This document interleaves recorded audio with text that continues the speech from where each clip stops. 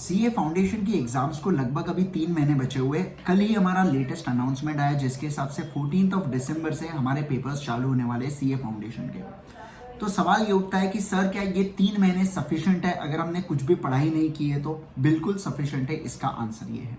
दूसरा, सर हम लोग पहले से पढ़ रहे थे तो क्या अब हमारी क्या स्ट्रैटेजी होनी चाहिए या कैसे हमने पढ़ाई करना चाहिए, इसके बारे में आप थोड़ा सा बता सकते हो तो ज्यादा बेहतरीन होगा। जरूर से मैं बताऊंगा, नए लोग जिन्होंने अभी तक कुछ भी पढ़ाई स्टार्ट नहीं की उनके लिए भी बताऊंगा और जिन्होंने कुछ पढ़ाई स्टार्ट करके रखी है उन लोगों के लिए भी।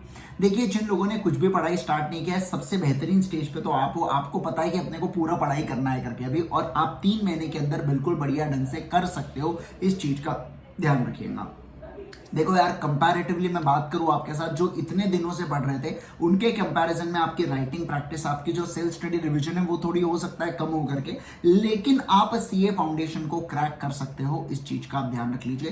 प्रॉपरली सीक्वेंशियली एक एक टॉपिक को कंप्लीट करना चालू कीजिए। रेगुलर क्लासेस देखिए, लगभग 2 से 2.5 महीनों के अंदर आपकी क्लासेस हो जाएंगी। आखिरी के 20-25 दिन आपको मिलेंगे रिविजन के लिए। लेकिन हाँ, ड्यूरिंग द क्लासेस आप अगर थोड़ी ज्यादा रफ्तार से देखोगे तो 2 महीने के अंदर आप क्लासेस को निपटा सकते हैं। 1 महीने के अंदर भरपूर revision, writing practice, question and answers की राइटिंग प्रैक्टिस, ये सब चीजें आप कर सकते हो। ठीक है, लेकिन जो लोगों ने अभी तक स्टार्ट नहीं किया ना, एक बात बता दूं मैं कि आप लॉ की जो है ना इनिशियल राइटिंग प्रैक्टिस, जैसे कि मैं आपको नोट्स लिखवाता हूं, अब आप वो नहीं कर पाएंगे। अब आपको आरटीपी, एमटीपी, पीवाईक्यू जो सेशंस है ना, या जो मैं अगर बात करूं आपके साथ, उसी से आपको राइटिंग प्रैक्टिस करना होगा। ठीक है, उसी की मदद से अब आप राइटिंग प्रैक्टिस कीजिएगा। अब आप पुराने वाले सेशन जो में इतने दिनों से हम लोग जो शुरुआत से लेते आ रहे हैं, अब हमारे पास वो समय नहीं है उस चीज को। अब आपको कंसेप्ट के लेक्चर्स देखना है, दूसरी उसकी प्रैक्टिस करना है। कंसेप्ट के लेक्चर प्रैक्टिस, कंसेप्ट के लेक्चर प्रैक्टिस, हमको ऐसे करते हुए चलना है। ये पहली चीज।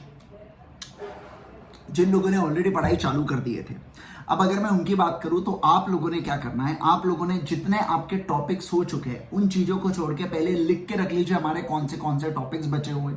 अब पहले आपने कोशिश करना है कि वो टॉपिक्स को फटाफट हम लोग निपटा दे। जितना हो सके 1 से 1.5 महीने के अंदर आपका पूरा सिलेबस हो जाना चाहिए पढ़ के, ताकि बचा हुआ 1.5 महीना आप लोग क्या कर सको, रिवीजन कर सको, आरटीपी, एमटीपी, पीवाईक्यू को सॉल्व कर सको, और ये सारे चीजों के ऊपर आप इन्वेस्ट कीजिए।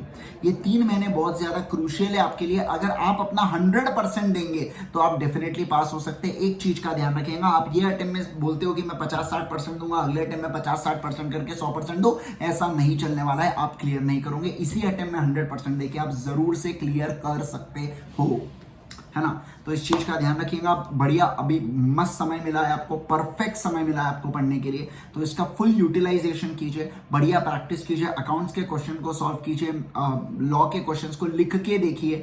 तीसरा, अगर मैं बात करूं बीसीआर के ऊपर फोकस करना, ऐसा मत समझ लेना है तो जनरल इंग्लिश है करके हो जाएगा, देख लेंगे, समझ लेंगे, ऐसा नहीं होता है। आप बीसीआर की भी प्रैक्टिस कीजिएगा रेगुलरली। उसके अलावा मैथ्स और इकोनॉमिक्स को अपने टाइम बाउंड मैनर में एमसीक्यूज उसके सॉल्व करते रहना चाहिए। ठीक है, होप सो ये वीडियो आप लोगों के लिए यूजफुल रहा। अगर आप इस चैनल के ऊपर नए तो जरूर से सब्सक्राइब कर दीजिएगा इस चैनल के ऊपर, और वीडियो को लाइक कीजिएगा और अपने सारे फ्रेंड्स के साथ जरूर से शेयर कीजिएगा। Thank you so much once again, bye bye, take care everyone.